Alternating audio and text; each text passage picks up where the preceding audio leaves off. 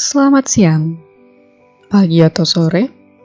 Jadi saya di sini akan mempresentasikan tentang pembelajaran mengenai teknologi pengemasan dan juga pengawetan pangan.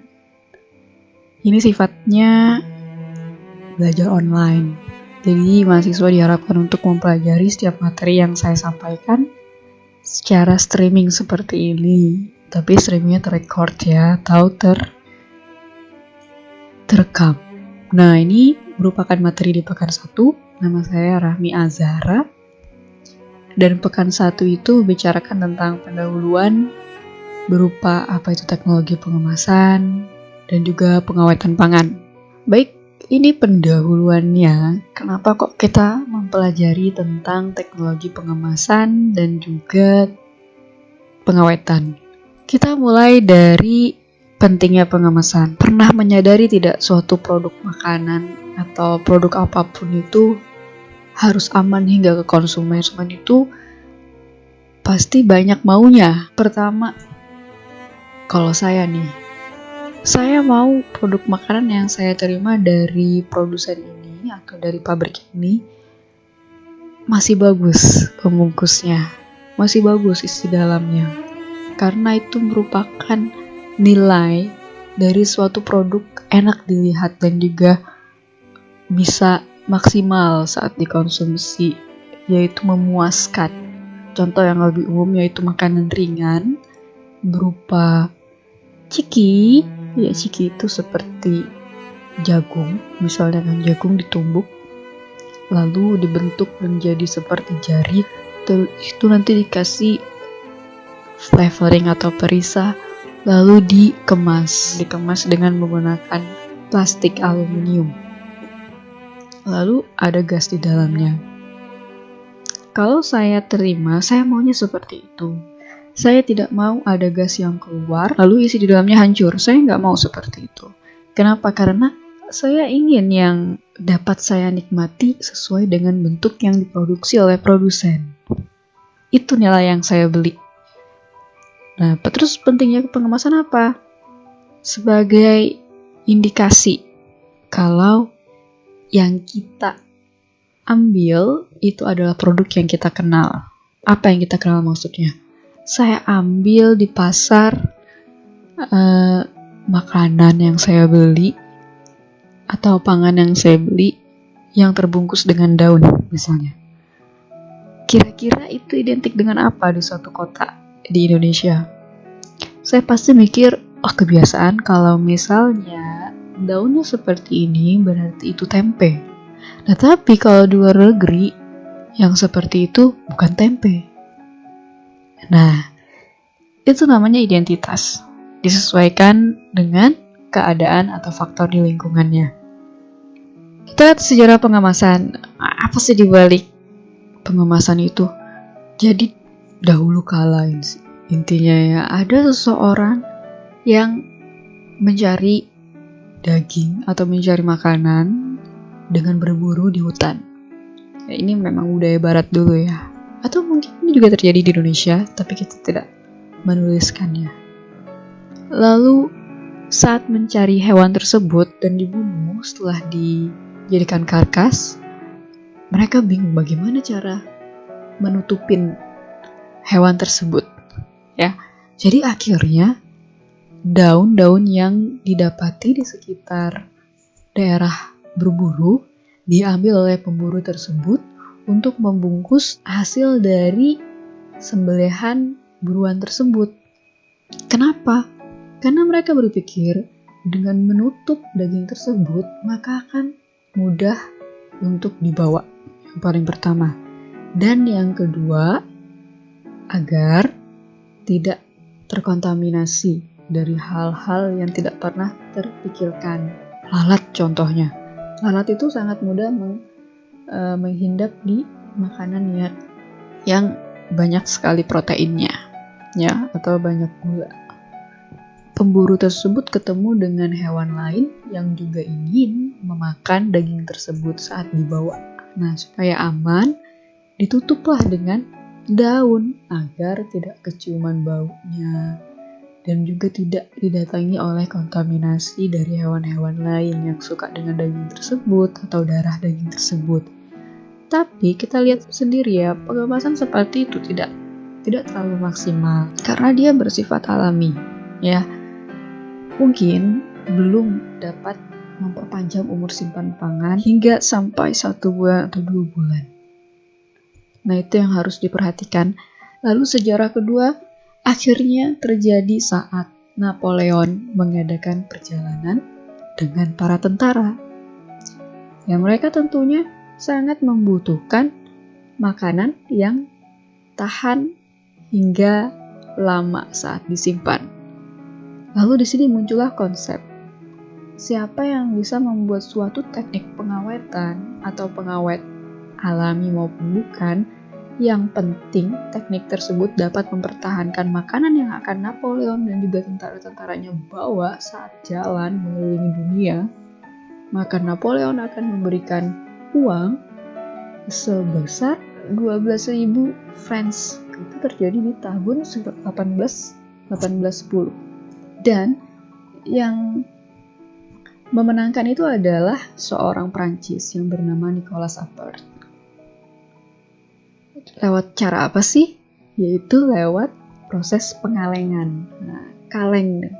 Makanya kita tahu kalau mungkin di rumah ada saudara yang kerja jadi tentara, terus pernah dapat hibah makanan tentara yang setahun sekali itu pasti ada makanan kalengnya, dan itu yang paling lezat. Nah, itu yang merupakan pengemas terbaik ya untuk kondisi perang atau perjalanan militer. Lalu apalagi yang berbentuk gelas ya. Misalnya seperti toples selai. Itu juga bagus. Karena di situ juga ada proses sterilisasi. Nah, itu yang merupakan dasar dari teknik pengemasan dan juga pengawetan. Sekarang kita lihat lagi apa jadinya definisi pengemasan. Jadi definisi pengemasan di sini ada 3 yang saya akan beritahu ya. Yang paling pertama kalian harus catat, yaitu adalah sistem yang mengkoordinasikan dalam mempersiapkan produk untuk dapat ditransportkan atau untuk dapat didistribusi, lalu dapat disimpan, dijual, lalu digunakan hingga ke tangan akhir konsumen ya. Atau bisa juga diartikan sebagai saya mau berkata produk saya ini aman ya. Jadi memastikan keamanan untuk terkirim ke konsumennya dengan kondisinya yang sangat baik ya, kondisi produk yang sangat baik, tapi biayanya tidak tinggi. Karena kalau rusak biayanya pasti tinggi, rugi itu. Lalu di sini pengertian ketiga yaitu adalah sebuah fungsi membawa ekonomi termutakhir, kondisi ekonomi termutakhir yang menginginkan adanya pengeluaran minimal terhadap distribusi atau pengiriman ketika memaksimalkan adanya keuntungan. Ya, jadi di sini adalah sebuah teknik marketing. Aku mau produksi makanan yang seperti ini dengan pengemasan yang seperti ini, tapi aku mau harganya menjadi tinggi ujung-ujungnya produknya ya dengan pengemasan. Nah, jadi ada 3 tuh pengertian yang harus kalian ingat ya. Menarik bukan? Lalu di sini kita lihat lagi ada apa sih fungsi dasar pengemasan? Ya, fungsi dasar pengemasan itu seperti kita tahu. Tadi yang paling pertama adalah untuk melihat apa sih isinya di dalam kemasan itu biar tahu sebagai identitas ya kan. Dan yang kedua adanya perlindungan selama proses transportasi dan memiliki nilai dari segi ekonomi. Ya, itu fungsi dasar pengemasan. Ingat-ingat 3 hal tadi, ya. Saling berkaitan dengan pentingnya kemasan, sejarah kemasan, dan juga definisi pengemasan. Baik, yang selanjutnya kita dapat lihat di sini, apa itu? Kok saya melihat banyak gelas-gelas plastik maupun gelas karton yang memiliki tutup? Mungkin ini sangat familiar bagi siapa yang suka minum kopi atau minum teh. Kalau panas-panas biasanya ditaruh di situ, lalu ada dalam tutupnya ini lubang seperti ini untuk sedotan, ya. Sekarang pengemas ini ada yang single use atau sekali pakai, atau mungkin bisa dapat digunakan berkali-kali sampai 3 kali atau 5 kali karena dia plastik, atau bahkan yang dapat dibawa pulang ke rumah atau dalam bentuk tumbler seperti ini, ya. Biasanya kalau saya dulu lihat di luar negeri, mereka kebanyakan mengambil yang ini lalu datang ke tempat kopi untuk mengisi ini tempat kopi. Maksudnya coffee store atau cafe gitu, untuk mengisi gelas ini. Lalu mereka membawa ke dalam kereta dan berjalan ke kantor, ya kan? Dengan membawa gelas seperti ini. Kalau yang ini biasanya untuk apa, Bu? Untuk yang biasanya langsung teguk, yang nggak memiliki tumbler seperti ini. Nah, sekarang kita lihat proses pemasaran dan siklus pengemasan itu bagaimana. Ini kalian bisa baca di buku kedua. Kalian bisa download di Moodle yang saya sudah sediakan. Ini dari bahan, ya kan? Tadi ingat pemburu. Kemudian di situ pasti kita punya pemikiran, pasti si bahan punya bahan untuk pengemas. Lalu di sini bahan pengemas tersebut akan dibawa ke pabrik pengemasan. Setelah itu nanti dibuat sebagai pengemas, dan di sini tapi harus disamakan dulu dengan bahan yang ingin dikemas. Setelah itu terjadilah proses atau sebuah teknologi yang menghasilkan suatu pengemasan yang cocok dengan kriteria bahan yang akan dikemas. Nah, di sini ada palletization dan juga warehousing. Di situ berarti nanti ada produksi besar-besaran dan akan ditaruh di suatu gudang. Nah, kemudian ditransport ke produsen makanan apapun itulah. Bukan cuma makanan, tapi pengemasan itu juga digunakan untuk seperti alat elektronik dan yang lain-lain. Ini bisa tidak dilakukan. Kenapa? Karena suatu industri mungkin sudah membuat pengemasannya sendiri di dalam pabrik tersebut. Ya, jadi sekaligus dia juga mencetak kemasan. Jadi ini bisa dilalui. Setelah itu kita bisa menerima produknya. Bisa digunakan atau bahkan packagingnya bisa di recycle, ya, atau bisa diolah kembali jadi packaging material. Contohnya apa? Plastik agak susah terurai, tapi dia bisa diolah kembali. Ya, ini bisa digunakan lagi ya ceritanya. Not single use, tapi yang ini single use. Untuk yang recovery contohnya apalagi gelas. Ya, gelas itu selalu bisa diolah lagi. Contoh botol-botolan, ya kan? Saya bilang gelas. Gelas pengemasan yang berbentuk kaca itu mudah untuk didaur ulang. Cuma memang bahaya kerusakan saat distribusi. Ini contoh jenis pengemasan menurut Paine. Jadi ada 3 level pengemasan yang kalian harus tahu. Juga di gambar ini, lihat kan ini kardus.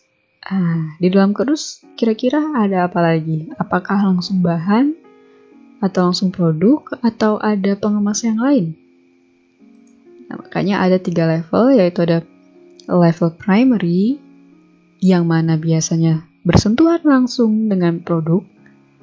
Misal contoh karton atau plastik itu bisa. Ada secondary, yaitu ini bisa membantu untuk proses transport dan distribusi. Dan ada tertiary. Ya, tertiary itu adalah ketika pengemas sekundernya dilapisi lagi dengan pengemas lain dalam bentuk massal, ya. Misalnya mie instan di dalam kardus jumlahnya 40. Itu termasuk apa? Yaitu secondary packaging. Tersierinya apa? Ketika nanti ada beberapa kardus dimasukkan ke dalam kontainer. Jadi tidak rusak. Contoh lain apa? Contoh lain adalah ketika kita melihat ada makanan kaleng. Banyak sekali, misalnya dia perlusin. Perlusin kalengnya itu berarti kalengnya sendiri merupakan primary. Secondary-nya yaitu kardus per 12-nya. Kan ini ada 12 kaleng misalnya dimasukkan sini.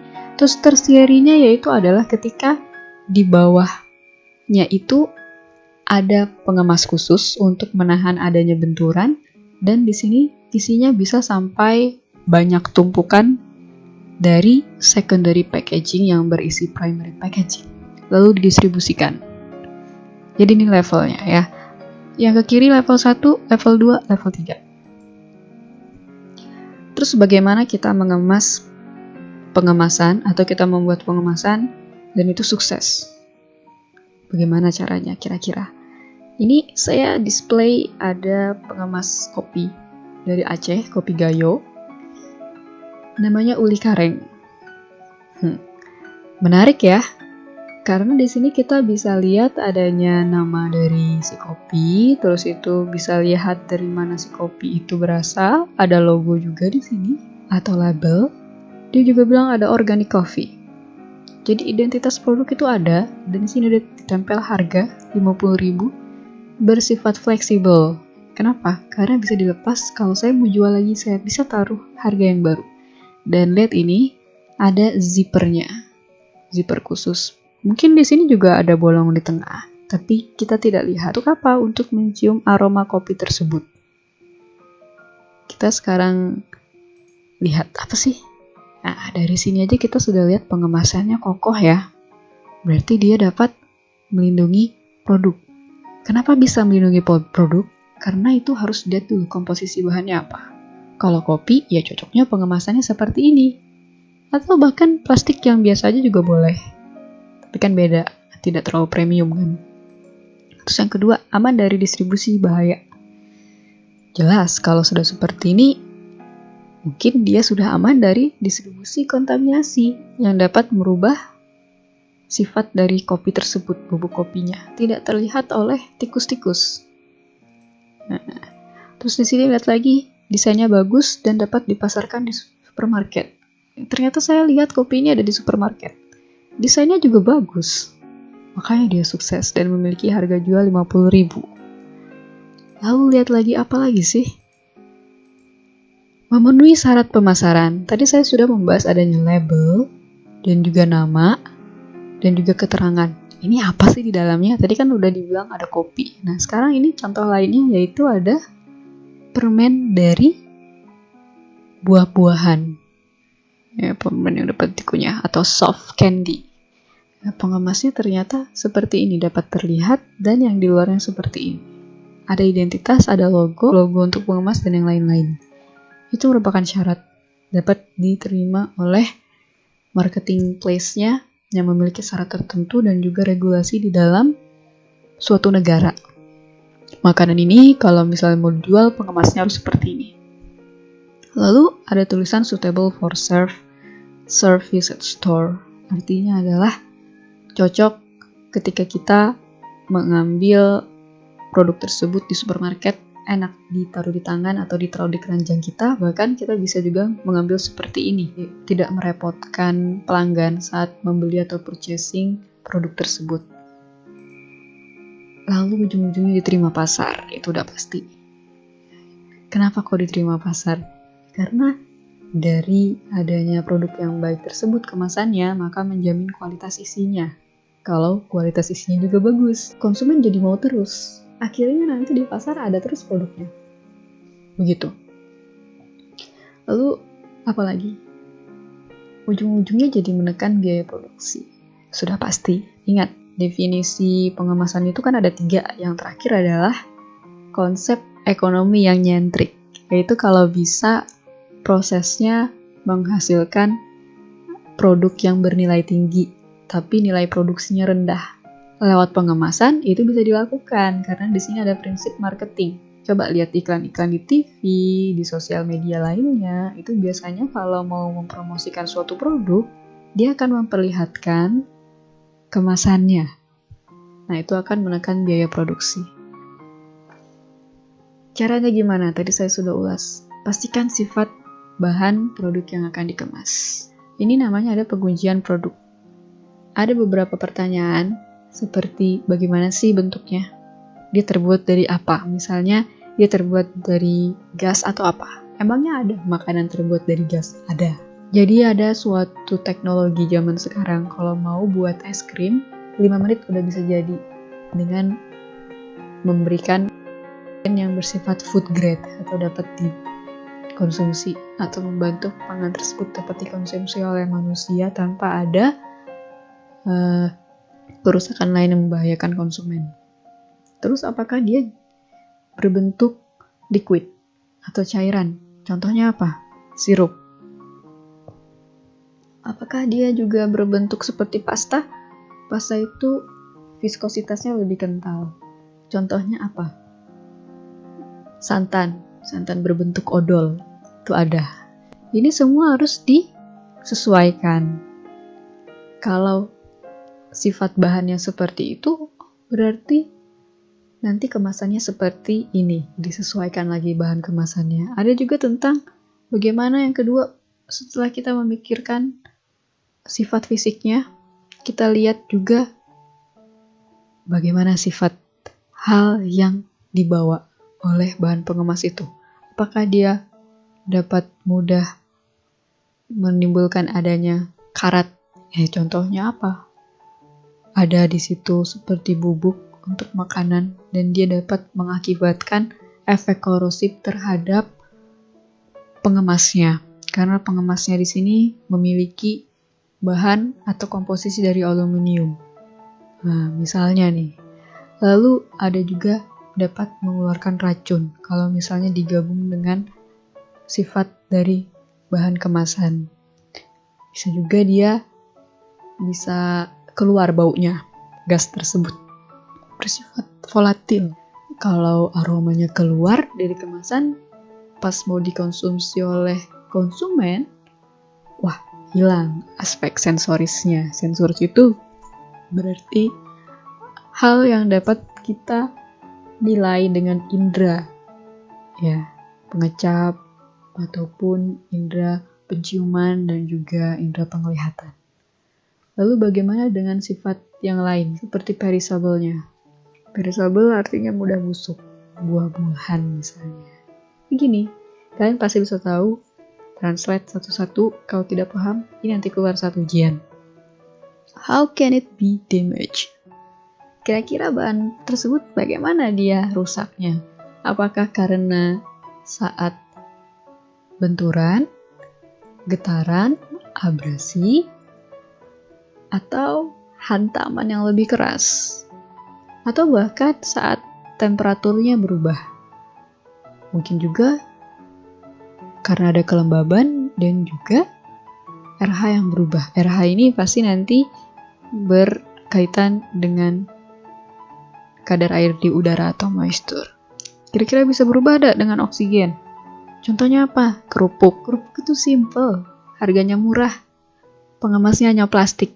Tapi kalau sudah tidak terjual atau plastiknya bolong, orang gak akan mau beli lagi karena dia melempem. Rugi. Orang kan maunya sifat crispy-nya. Jadi si kerupuk dapat bertahan saat dikonsumsi oleh konsumen. Itu harus diperhatikan. Ya, light itu apa? Cahaya. Bisa tidak rusak karena cahaya. Emang ada Bu makanan yang rusak karena cahaya? Ada itu ya. Contoh, pernah bertemu makanan yang tulisannya jangan dipaparkan sinar matahari. Gak usah juga makanan, minuman itu seperti itu. Air mineral. Kalau terkena sinar matahari maka nanti akan rusak airnya, komposisinya, karena dia nanti berinteraksi dengan pengemasnya di luar. Akhirnya terkontaminasi. Nah, itu harus dipikirkan. Kalau sudah terkontaminasi seperti itu, dia akan mempengaruhi struktur air, baunya beda dan juga rasanya beda. Ya, akhirnya ujungnya rusak. Bisa tidak itu bahannya rusak karena pembusukan? Misalnya gitu. Pembusukan itu apa contohnya? Ikan mudah busuk, daging mudah busuk, buah juga mudah busuk. Apa itu? Cocoknya dengan bahan apa dia? Tidak cocok dengan bahan apa? Jangan beli ikan, tapi ternyata dikemasnya dengan karton yang tidak ada plastiknya. Itu pasti nanti basah, malah mudah busuk ikannya. Bagaimana kemampuannya terhadap serangan tikus-tikusan, rodensia ya, atau bahkan serangga? Bisa nggak dia tercemari dengan hal tersebut? Contohnya apa? Kalau serangga, itu contohnya buah-buahan. Bisa juga daging-dagingan. Kalau rodens apa? Keduanya bisa. Ya, termasuk beras itu juga bisa. Diserang oleh siapa? Diserang oleh tikus, si berasnya. Perhatikan juga ini.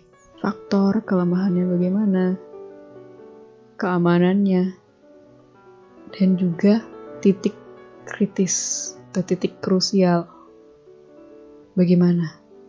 Ayo, yang mana? Nah, perubahan kimia apa yang kira-kira dapat terjadi di bahan ini? Terus harus dipikirkan juga, kok bisa kalau misalnya pengemasan itu dapat berefek si produksinya itu atau produknya menjadi tidak baik atau tidak menyenangkan. Adanya kotor, ya kan? Bocor misalnya. Kotor, bocor, tidak fleksibel misalnya. Atau tidak cocok. Tidak cocok karena mengubah komponen bahan dari produk sehingga nanti beda saat dikonsumsi oleh konsumen. Itu mudah atau asik untuk dibawa kemana-mana misalnya. Dan juga bisa menjadi stains easily, cari tahu ya. Ancaman bahaya distribusi itu harus diketahui. Lihat ini pengemas untuk apa? Ini adalah sereal ya. Sereal yaitu berarti kalau misalnya diterjemahkan ya sereal. Sereal itu macam-macam, serealia ya. Dia biasanya ada dari gandum dan dari yang kacang-kacangan. Ya, polong-polongan atau pulses. Ini kalau dikeringkan akan menjadi sebuah makanan yang sangat baik untuk sarapan, tinggal dicampur dengan susu. Ternyata pengemasnya kalau untuk yang self service at store itu mudah, ya kan, mudah untuk konsumen yang mengambil di toko. Mereka akan membuat seperti ini. Kita tinggal membuka apa yang ada di sini dan dia akan keluar sesuai banyak yang kita mau. Ya. Ini biasanya dibeli dengan sangat banyak oleh penjual yang ada di toko, lalu makanya ditaruh di tempat seperti ini, dispenser ya. Jadi bahaya distribusi itu ada yang dapat bersifat mekanis dan juga kimiawi. Kalau mekanis berarti kan kerusakan akibat benturan, lalu hantaman lainnya yang dapat menghancurkan bahan tersebut. Kalau benturan biasanya cuma menghancurkan kecil atau menghancurkan menjadi sangat kecil atau tidak ya. Tergantung dengan besarnya getaran tersebut. Ya kalau benturan. Tapi kalau crushing itu berarti hantaman yang sangat keras, sudah pasti produknya hancur. Ya kan? Itu bisa nggak begitu? Bisa saja terjadi saat mungkin distribusi menggunakan kapal atau menggunakan truk kontainer. Kalau truknya itu tidak bagus, maka susah itu nanti produknya bisa sampai ke tangan konsumen dengan sangat baik. Yang selanjutnya yaitu adalah bahaya distribusi, yang mana ancamannya dari sifat kimiawi. Contohnya yaitu adalah ketika adanya transfer panas dari high temperature atau temperatur yang tinggi. Nah, itu nanti akan membuat pangannya jadi berubah, dan juga di sini ada juga dampak dari temperatur yang sangat rendah atau tekanan yang rendah, cahaya, lalu ada juga air yang likuiditasnya tinggi. Ya, misalnya dia segar, air segar. Lucu juga ya dia tulisnya air segar. Contohnya itu apa? Hujan. Misalnya kan kalau hujan terkena si pengemas, mungkin pengemasnya akan rusak kalau dia karton. Atau mungkin kalau misalnya dia dalam bentuk kertas terlaminasi plastik yang sangat tipis. Contohnya adalah ketika kita makan nasi bungkus. Nah, bungkus dari nasi tersebut yang warna coklat terkadang tidak terlalu kuat oleh siraman air hujan, dan juga air macam-macam. Bagaimana dengan polusi? Ya bisa. Polusi atau dari contohnya apa? Polusi itu misalnya ada asap. Asap masuk ke pengemasnya lewat pori-pori pengemas misalnya. Lalu nanti akan masuk ke dalam pangannya. Contohnya apa? Di sini yang possible mungkin adalah telur. Telur itu distribusinya kadang ada yang terlalu tertutup, ada yang terbuka. Yang terbuka itu adalah ketika truknya tidak ada penutup sama sekali. Nah, di situ akan terpolusi dalam perjalanannya. Misalnya kita tidak tahu truk itu melewatin pabrik kimia ataupun mungkin daerah yang sangat penuh polusi.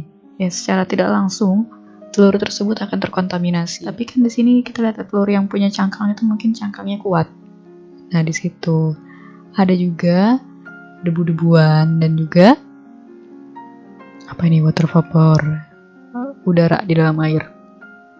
Contohnya yaitu adalah kelembaban. Apalagi ceritanya ada bahaya distribusi lain-lain, termasuk kontaminasi secara biologis dan juga mikrobiologis. Kalau yang secara biologis berarti dari makhluk hidup tuh. Dan yang lain-lain apa lagi? Contohnya ada radioaktif, yaitu radiasi. Ini hati-hati kalau makanan ternyata terkena radiasi, kadang-kadang tingkat kematangannya cepat.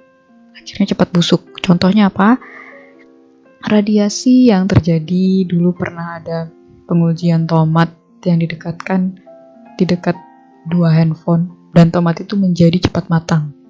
Itu bahaya ya. Tingkat radiasi yang tinggi di suatu negara ada tidak, Bu? Ada. Di Jepang ya. Ada suatu daerah pertanian di Jepang yang sekarang sudah tidak menjadi daerah pertanian lagi. Mungkin hanya ada 1 atau 2 dikarenakan dulu pernah terindikasi adanya cemaran nuklir yang sangat tinggi. Ya, radiasi. Radiasi nuklir tuh bahaya. Oke, lalu di sini kita lanjut. Jadi sistem distribusi pangan itu harus diperhatikan secara baik agar nanti pengemasannya sukses. Di mana aja sih distribusi tersebut terjadi? Tentunya dimulai dari lahan pertanian atau ladang pertanian. Kadang ada tengkulak ngambil, kadang ada distributor selanjutnya, bukan tengkulak.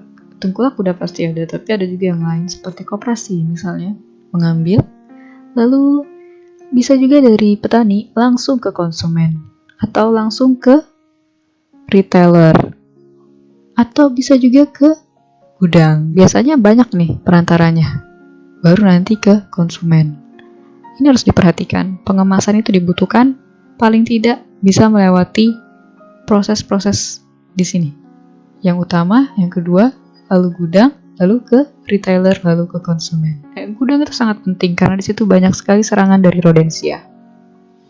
Pemilihan bahan dan mesin produksi kemasan.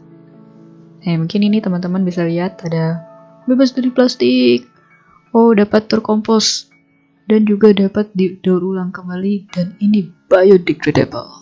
Atau dapat dikatakan kami terbuat dari serat pangan yang tidak digunakan, namun bermanfaat sebagai pengemasan, dan kami dapat didaur ulang dengan sangat mudah. Pilih pengemasan dari produsen yang kami punya. Lucu ya. Jadi tentunya desain yang tadi itu terkait dengan biaya atau packaging cost. Dilihat dari development cost, atau kita bisa lihat pengembangan dan inovasi yang tertera dari packaging tersebut. Berapa biayanya? Itu harus ditentukan. Lalu kira-kira apakah dia dapat terdeliver secara tepat waktu dengan biaya tersebut? Harus diperhitungkan juga on time cost-nya.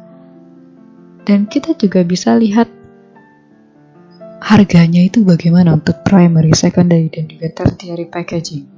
Tertiary packaging itu harusnya bisa menjadi standar yang dapat menekan biaya produksi. Karena tertiary packaging itu sebuah investasi yang membuat produknya itu menjadi benar-benar aman di konsumen. Nggak apa-apa investasi lebih mahal di tertiary packagingnya, tapi yang jelas produk masih bagus. Itu merupakan yang menjaga harga. Ya. Lalu di sini lihat lagi mesinnya dan juga prosesnya. Apakah ini termasuk pembelian atau meminjam? Karena kalau misalnya meminjam dengan kontraktor, itu pasti nanti ada biaya langganannya. Itu harus diperhatikan. Ada juga biaya distribusi termasuk asuransi. Pernah kan tahu kalau misalnya kita mau kirim barang apa, nanti jasanya bilang begini, mau diasuransikan tidak? Nah, itu tanggungannya. Apakah mau diasuransikan atau tidak? Bergantung. Ya, kenapa? Karena terkadang suatu produksi itu memiliki rantai yang sampai mendistribusikan produk ke tangan distributor atau ke retailer. Jadi dia tidak terlalu mementingkan jasa kurir segala macamnya. Lalu kita juga harus memperhatikan sifat bahan kemasan.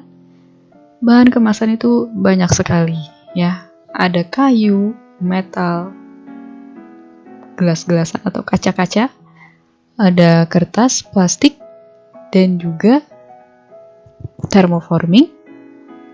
Thermoforming itu misalnya kita membuat suatu bentuk pengemasan, tapi berdasarkan sifat panas yang ditimbulkan dari alat pencetak kemasan tersebut.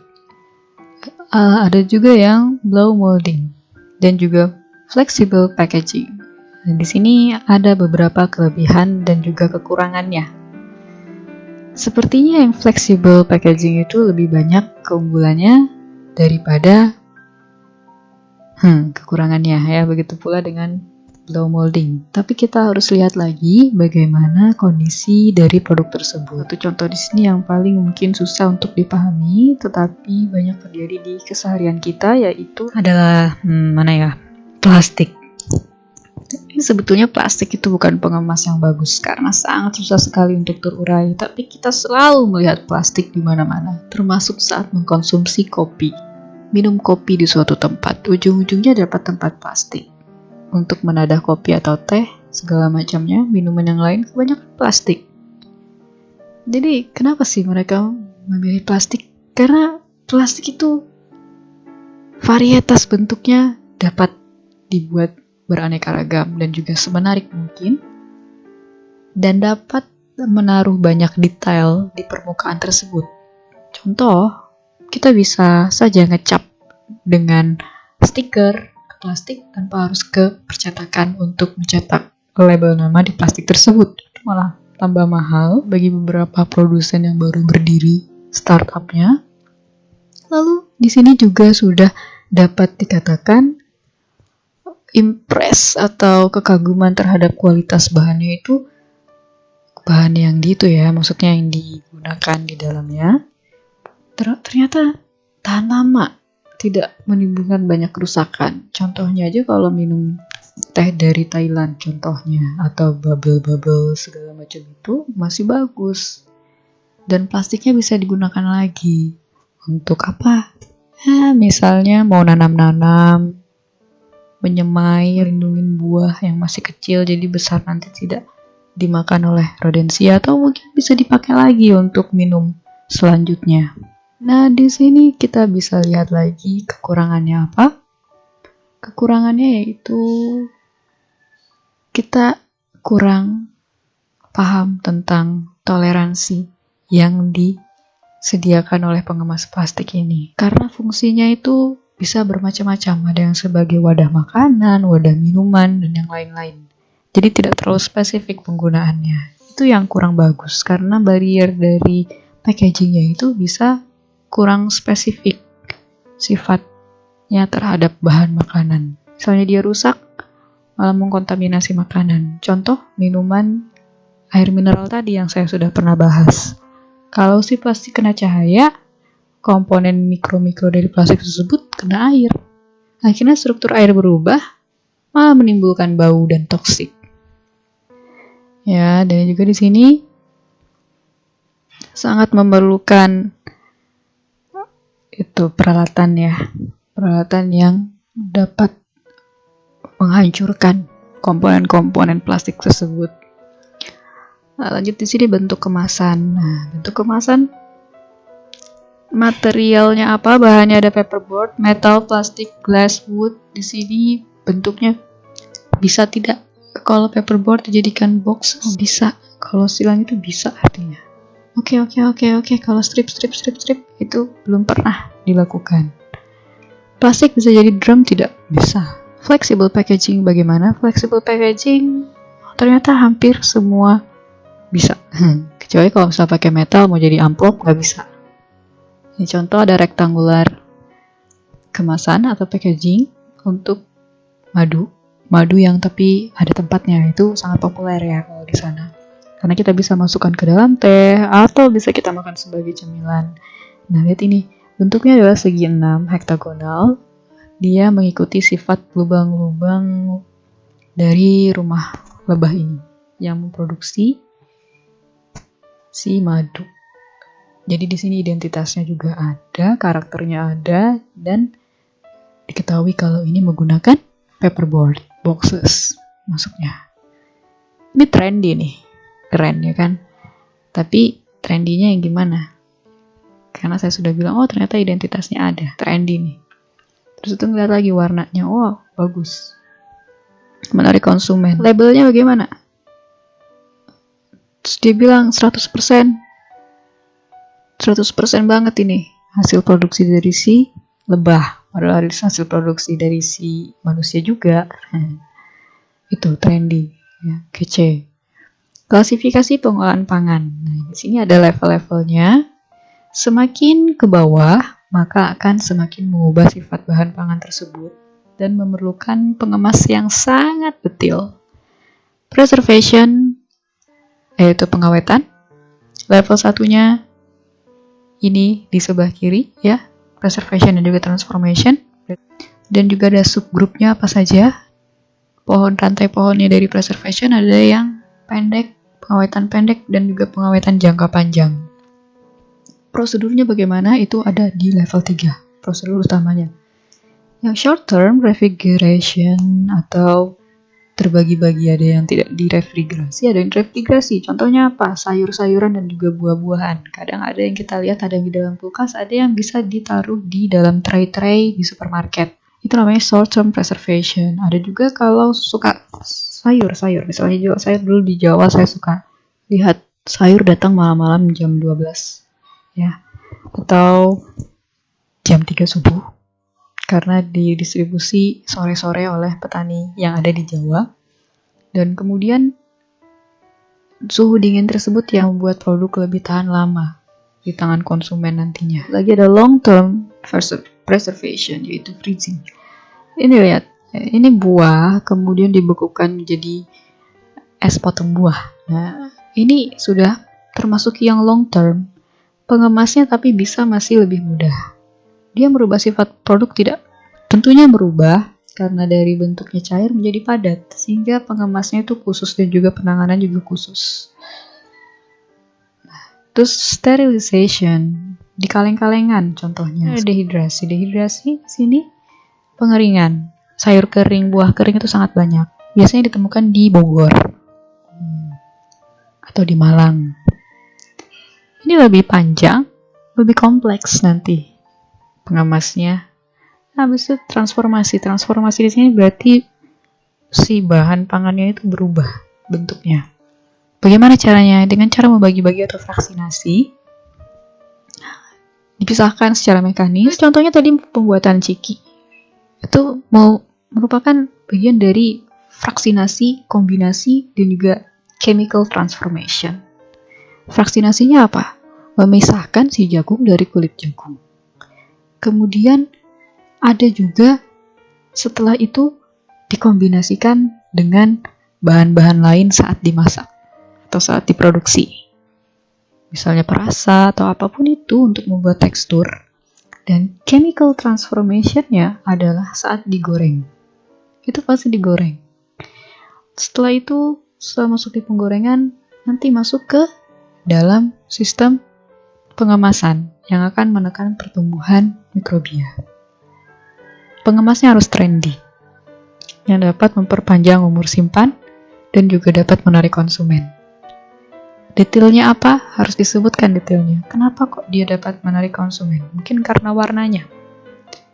Atau dapat juga mempertanggungjawabkan antara gambar pada packagingnya atau pengemasnya terhadap produk yang dia taruh di dalam pengemas tersebut. Karena kita hampir tidak bisa melihat produk ciki saat dikemas dengan banyak warna.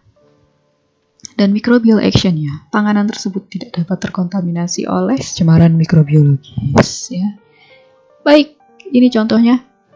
Kalau dia menggunakan primary yang mana? Yang warna hijau. Ya, secondary yang mana? Yang warna putih. Ya, ini menggunakan teknik preservation yang seperti apa? Kombinasi. Atau mungkin refrigerasi.